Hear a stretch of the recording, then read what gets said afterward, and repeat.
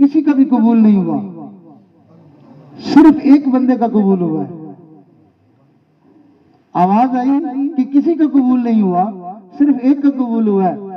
تو وہ بزرگ فرماتے ہیں میں خواب میں اللہ کے سامنے رونے لگ گیا، میں نے کہا یا اللہ 6 لاکھ بندے ہیں، ایک کا بھی قبول نہیں ہوا، سوائے ایک بندے کے کسی کا بھی قبول نہیں ہوا۔ تو مجھے خواب میں آواز آئی بندے غم نہ کرو، اس ایک کے صدقے 6 لاکھ کا قبول کر لیا۔ واہ میرے اللہ! تو اتنا سارا مجمع ہے، کوئی سچے دل سے توبہ کرے گا، اس کی برکت سے ہم سب گناہگاروں کی توبہ قبول ہو جائے گی، سب کی بخشش ہو جائے گی، ہمارا تعلق اللہ سے جڑ جائے گا۔ یہ لاکھ بار بھی تعلق ٹوٹے تو لاکھ بار اس کو جوڑنے کی کوشش کریں، ساری زندگی ٹوٹتا رہے، ساری زندگی جوڑتے رہیں، حتیٰ کہ اسی طرح موت آئے گی، کل قیامت کے دن نامہ اعمال اللہ کی بارگاہ میں پیش ہوگا، اللہ تعالیٰ دیکھیں گے کہ میرے بندے کو شیطان اور اس کا نفس گناہوں کے ذریعے سے مجھ سے دور کر دیتا تھا، گرا دیتا تھا، میرا بندہ مجھ سے دوستی کرنے میں پیچھے نہیں ہٹتا تھا، یہ توبہ کے ذریعے سے پھر اٹھ کے کھڑا ہو جاتا تھا۔ شیطان ساری زندگی اس کو گراتا رہا اور یہ ساری زندگی میرے ساتھ دوستی کرنے کے لیے اٹھ کے کھڑا ہوتا رہا۔ میرے بندے نے ہار تو نہیں نہ مانی، اللہ تعالیٰ اس کی مستقل جو ہے توبہ کی وجہ سے ان لوگوں میں اس کو شامل کر دیں گے جنہوں نے پوری زندگی اللہ کی عبادت میں گزاری ہوگی، کبھی بھی انہوں نے نافرمانی نہیں کی ہوگی، اس کی توبہ کی وجہ سے اللہ اس بندے کو بھی ان لوگوں میں شامل فرما دے گا۔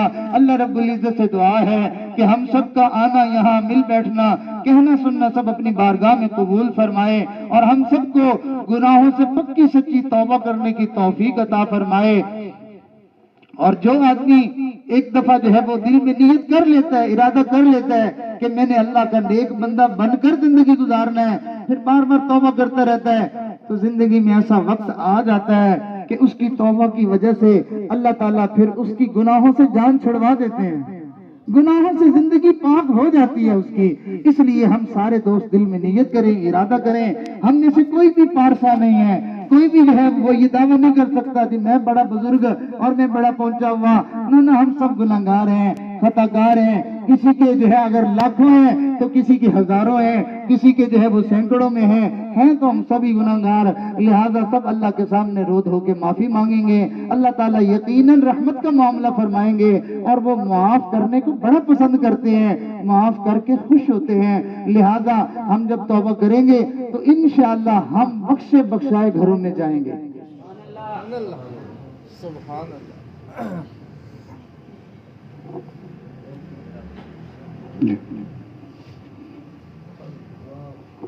شیطان کے پاس اور کوئی بس نہیں چلتا تو وہ پھر ایک کام کرتا ہے، جب بندہ توبہ کرتا ہے نا تو اس کے دل میں مایوسی ڈالتا ہے، او جی 100 چوہے کھا کے بلی حج کو چلی، بھائی 100 نہیں لاکھ بھی کھا لے اللہ تعالیٰ اس کو بھی معاف کر دے گا۔ تو ایک سوال ہے سمجھنے کے لیے تاکہ شیطان کو کوئی راستہ نہ مل سکے، اللہ کے پاک پیغمبر نے ہمیں نکاح پڑھنے کا، نکاح کرنے کا طریقہ بتایا ہے کہ نکاح پڑھنے والا پہلے خطبہ پڑھتا ہے، پھر اس کے بعد سنت طریقے پر ایجاب و قبول ہو جاتا ہے، تو اس سے نکاح منعقد ہو جاتا ہے۔ اللہ کے نبی نے جو نکاح کا طریقہ بتایا اس طرح کرنے سے کیا ہوتا ہے؟ نکاح منعقد ہو جاتا ہے۔ تو جس کا نکاح ہو جائے اس کو ساری زندگی کبھی یہ شبہ ہوا ہے کہ میرا پتہ نہیں نکاح ہوا بھی ہے کہ نہیں نہ ہوا؟ کیوں؟ اس لیے کہ اللہ کے نبی نے فرما دیا کہ ایسا کرنے سے نکاح ہو گیا، تو یقین آ گیا ہمیں۔ تو بھائی اللہ کے نبی نے ہمیں طریقہ بتایا کہ یوں کرنے سے توبہ ہو جاتی ہے، تو وہاں کیوں شک پڑتا ہے؟ تو ہے نا شیطانیت شیطان کی۔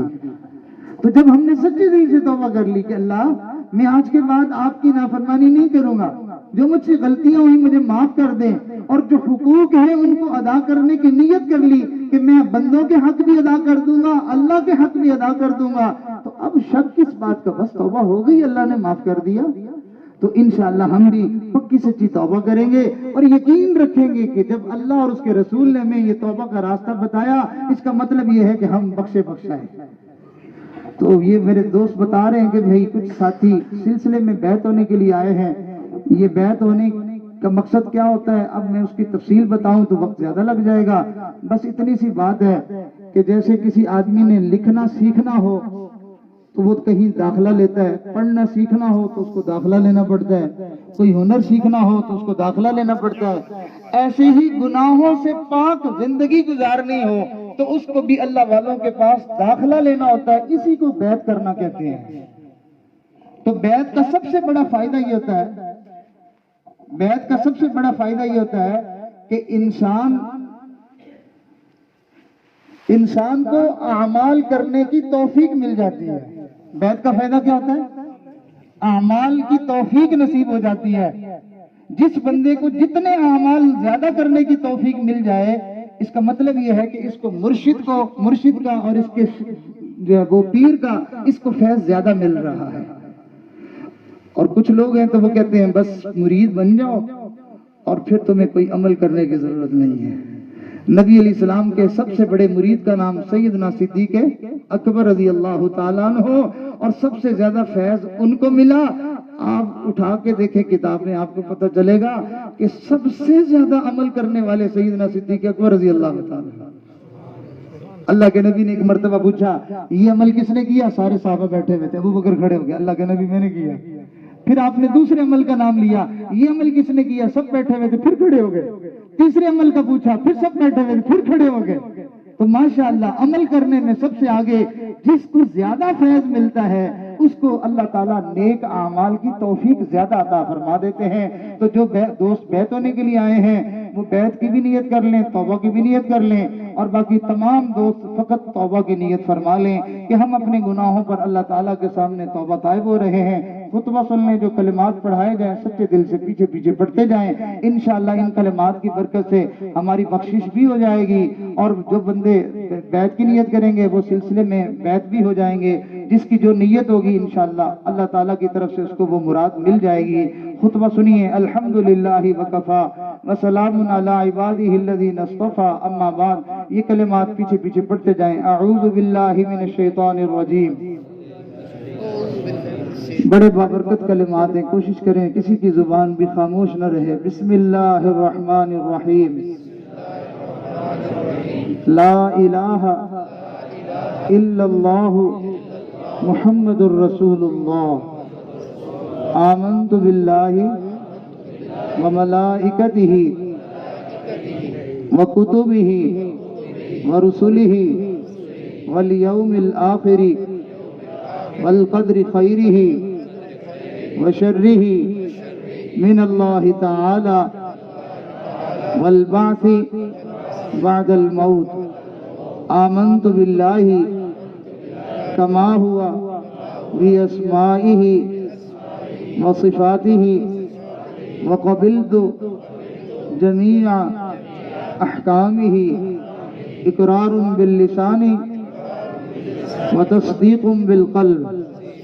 اشہد ان لا الہ الا اللہ واشہد ان محمدا عبدہ ورسولہ. استغفر اللہ ربی من کل ذنب واتوب الیہ. استغفر اللہ ربی من کل ذنب واتوب الیہ. استغفر اللہ ربی من کل ذنب واتوب الیہ برحمتک یا ارحم الراحمین. ان کلمات کے پڑھنے سے آپ دل میں یقین کر لیجئے کہ ہم توبہ طائب ہو چکے ہیں. اور جنہوں نے بیعت کی نیت کی ہے وہ سلسلہ عالیہ نقش بندیہ مجددیہ میں بیعت ہو چکے ہیں.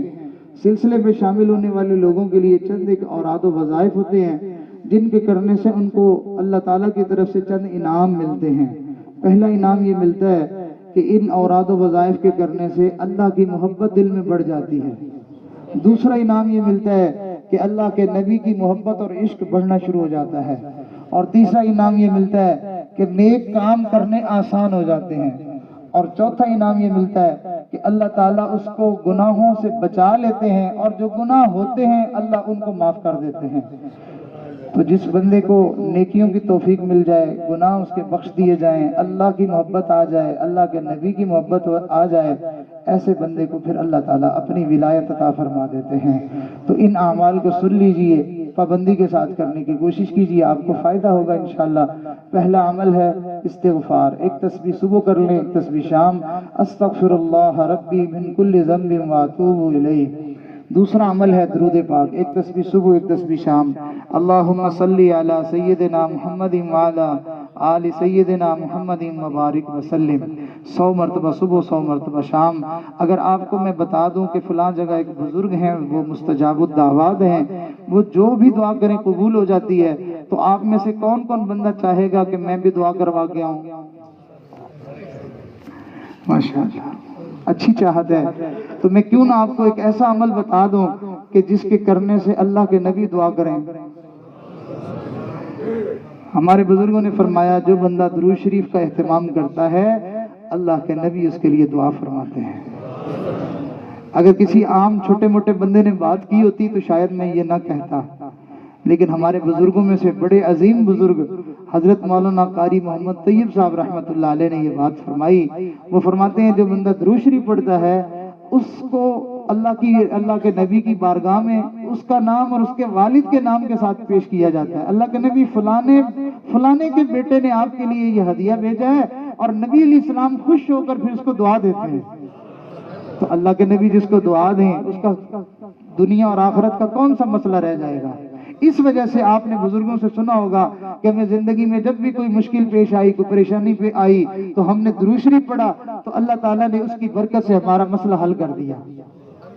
تو درود شریف زیادہ نہیں پڑھ سکتے تو کم از کم ایک تسبیح صبح پڑھ لیں، ایک تسبیح شام کو پڑھ لیں، ورنہ تو بڑا آسان ہے، چلتے پھرتے آپ پڑھتے رہیں صلی اللہ علیہ وسلم صلی اللہ علیہ وسلم کہتے رہے۔ عربیوں کو بڑی عادت ہے، وہ چلتے پھرتے درود شریف پڑھتے رہتے ہیں، استغفار پڑھتے رہتے ہیں۔ تو اللہ تعالی ہمیں بھی توفیق عطا فرمائے۔ اگلا عمل ہے قرآن شریف کی تلاوت۔ روزانہ کوشش کریں کہ جیسے ہمارا زندگی کا کوئی دن کھائے پیے بغیر نہیں گزرتا، ایسے بھی ہم نیت کریں کہ میری زندگی کا کوئی دن بھی اللہ کا قرآن پڑھے بغیر نہیں گزرے گا انشاءاللہ۔ زیادہ نہیں پڑھ سکتے، آپ آدھا پارہ پڑھ لیں، ایک پاؤ پڑھ لیں، اور اگر تھوڑی سی تلاوت کر لیں انشاءاللہ اس کی بھی برکت نصیب ہوگی۔ حضرت علی رضی اللہ عنہ فرمایا کرتے تھے جو آدمی صبح فجر کے بعد 10 دفعہ سورہ اخلاص پڑھ لے تو اللہ تعالیٰ اس کو پورا دن گناہوں سے بچا لیں گے، اور 9 دفعہ پڑھنے پر تو ماشاءاللہ ویسے بھی 3 مرتبہ قرآن پڑھنے کا مکمل ثواب مل جاتا ہے۔ تو کتنا بڑا اجر ہے۔